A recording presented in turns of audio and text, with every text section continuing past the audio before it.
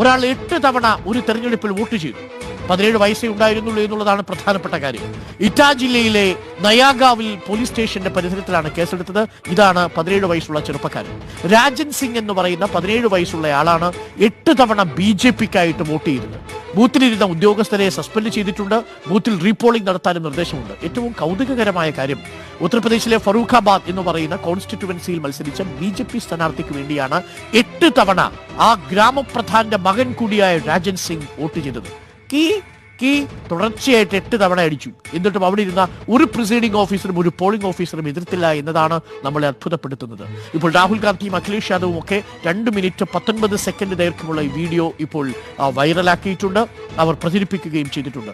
തെറ്റായ സന്ദേശമാണ് നൽകുന്നതെന്ന് മാത്രമല്ല, തെരഞ്ഞെടുപ്പ് കമ്മീഷൻ നടപടി എടുത്തിട്ടുണ്ട് എങ്കിൽ പോലും ഇതൊക്കെ നമ്മളെ അസ്വസ്ഥപ്പെടുത്തുകയും ആശ്ചര്യപ്പെടുത്തുകയും ചെയ്തു. ഇതെടുത്ത് പ്രദർശിപ്പിക്കാനുള്ള കോൺഫിഡൻസ് ലെവൽ ഉണ്ടല്ലോ.